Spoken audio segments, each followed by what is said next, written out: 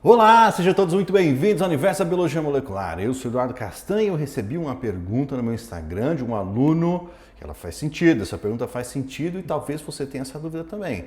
Lá na transição reversa, depois que a transcrição reversa acontece, o cDNA está formado. Esse cDNA, ele é fita simples ou ele é fita dupla? Ou ele é um híbrido de DNA e RNA?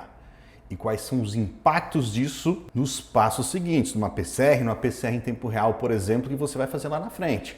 Na aula de hoje eu vou te explicar o que acontece no final de uma transcrição reversa e como isso impacta as reações seguintes. Eu vou rodar a vinheta, enquanto roda a vinheta você se inscreve no canal, isso ajuda demais, se inscreve no canal que a gente vai conseguir atingir mais pessoas e continuar democratizando o conhecimento sobre biologia molecular. A gente se vê já já.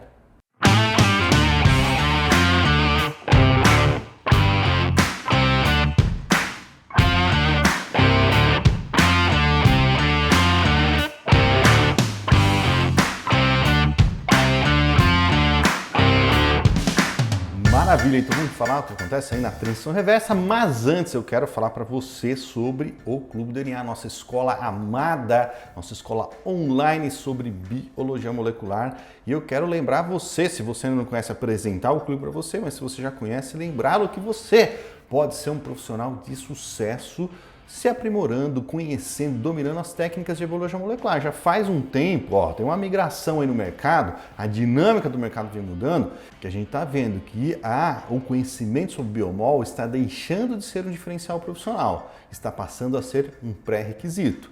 Faz todo o sentido. DNA é a base da vida, RNA, DNA é a base da vida. Biologia molecular nos permite analisar, estudar essas moléculas. Então, todo profissional de ciências da vida, desde o fisioterapeuta até o agrônomo, passando pelo médico, biomédico, o que for relacionado à ciência da vida, faz sentido entender como funciona o DNA e o RNA. Consequentemente, entender como funcionam as técnicas de biologia molecular. Então, por isso que eu estou aqui para apresentar para vocês o Clube DNA, nossa escola online sobre biomol, onde você, profissional, pode se capacitar, pode aprender do zero, pode se aperfeiçoar, entender melhor, se profissionalizar em biologia molecular e sair na frente aí no mercado e alcançar os seus objetivos, seja lá quais sejam eles, né? Talvez ser professor, pesquisador, entrar na indústria, o que você quiser, faz sentido.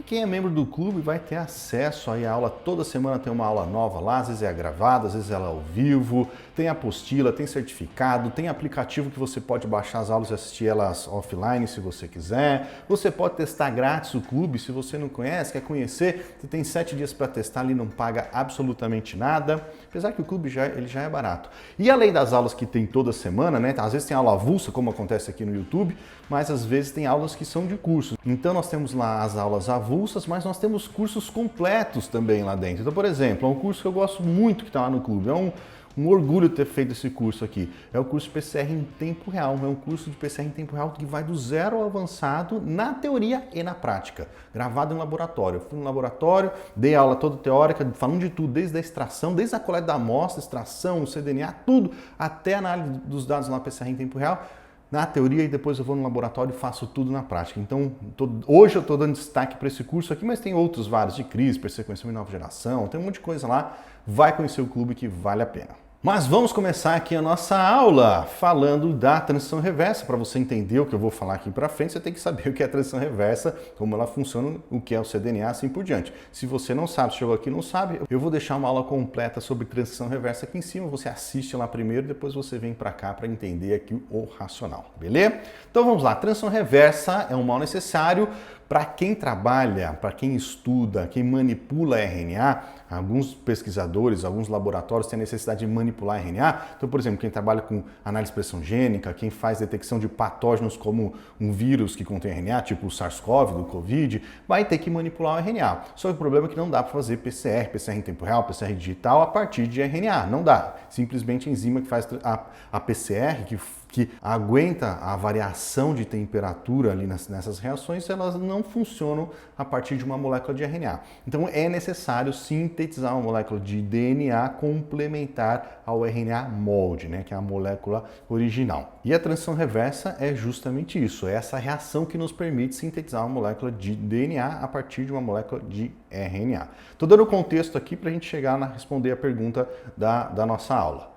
Então a transição reversa, para a gente continuar aqui no contexto, é rapidinho, é semelhante, né, como acontece a reação, ele é semelhante a 2 passos da PCR. Nós temos um conjunto de ingredientes e reagentes que nós vamos colocar num tubo para que o cDNA, o DNA complementar ao RNA, seja sintetizado. Então a gente vai ter o RNA molde, que é a molécula original, nucleotídeos para formar as novas moléculas, a transcriptase reversa, que é a enzima que sintetiza DNA a partir de RNA, primers para iniciar a reação, o íon divalente, que é o cofator da transcriptase reversa, e uma solução tampão para manutenção das condições da reação. A gente junta tudo isso dentro de um tubo e ali, ajustando a temperatura daquela reação, a gente consegue fazer esses 2 passos que são semelhantes à PCR, né? Então, primeiro tem o anelamento do primer, depois a extensão.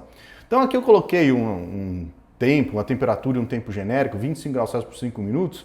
Isso varia de kit para kit, mas aí mais ou menos essa temperatura acontece o anelamento do nosso primer. Então um primer aqui que varia de caso para caso, como ele vai ser utilizado, ele vai encontrar complementariedade ao alvo ali numa determinada região, e depois uma outra temperatura, aqui no meu exemplo 42 graus Celsius por 30 minutos, vai acontecer a extensão. A extensão é quando a transcriptase reversa identifica essa estrutura dupla fita aqui, que é um ponto de iniciação para ela trabalhar, e ela vem incorporando nucleotídeo no sentido 5' 3', igual a DNA polimerase de uma PCR, por exemplo, um ataque, utilizando o RNA como molde, sempre incorporando nucleotídeo A com T seco G, utilizando o RNA como molde. Então ele vai sintetizar uma molécula nova de DNA aqui, utilizando essa fita como referência A com T seco G. Então a transcriptase reversa, ela tem a capacidade de fazer isso, utilizar um RNA como molde para sintetizar uma molécula de DNA,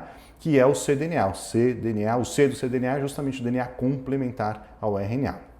Maravilha! Então aqui a gente tem uma das propriedades da transcriptase reversa. A transcriptase reversa, ela é, portanto, uma DNA polimerase. Ela não polimeriza DNA, não foi isso que ela fez? Ela acabou aqui no meu exemplo de polimerizar DNA, então ela é uma DNA polimerase. Só que aqui no caso é uma DNA polimerase dependente de RNA. Ela usa o RNA como molde no processo da polimerização. Essa é a primeira propriedade dela, polimerização de DNA, uma DNA polimerase. Só que o que você talvez não saiba é que esta enzima, diferente de um ataque, né, bem diferente de um ataque, a transcriptase reversa, ela é a viúva negra da biologia molecular. A viúva negra não é aquela aranha que depois de acasalar ela mata, ela devora, não sei se ela devora, mas ela mata o seu parceiro. Pois saiba que a transcriptase reversa faz isso também.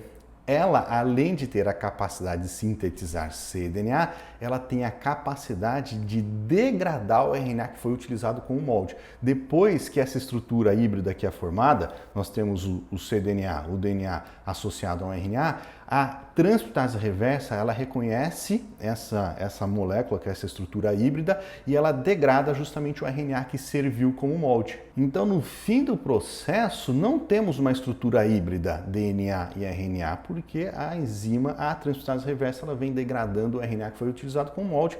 No final das contas, nós temos somente uma fita simples de DNA. Então, o cDNA, ele é uma fita simples. Essa atividade, além da atividade polimerásica da enzima, tem a atividade RNase H. Ela também funciona como uma molécula RNase, uma enzima RNase que degrada RNA, portanto, nessas condições.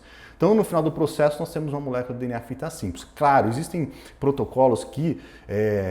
isso aqui é o de modo geral, né? Então, você vai fazer uma transição reversa convencional, é isso que vai acontecer. Alguns protocolos, em casos muito específicos, há também a síntese da fita complementar aqui do cDNA. Ele fica um cDNA fita dupla. Mas esses são casos específicos. De modo geral, qualquer coisa que você vai fazer, PCR convencional, PCR em tempo real, você vai utilizar protocolos como esse aqui, e no final do processo, quem fica ali intacto no tubo é uma molécula DNA fita simples. Só que aí eu faço uma pergunta para vocês, né? Isso foi uma outra pergunta que chegou lá para mim também, paralela a essa, independente dessa, mas também que faz sentido, né? Beleza, se nós temos ali um DNA fita simples, quando você faz a transição reversa, produz cDNA nessas condições, o que acontece lá na primeira denaturação da PCR? Você vai pegar esse produto da transição reversa, vai muito provavelmente fazer uma PCR ou alguma variação da PCR depois, que começa com uma denaturação, né? Para desfazer a dupla fita. Vai começar aqui, ó, 95 graus Celsius por um determinado tempo, a denaturação de um DNA dupla fita.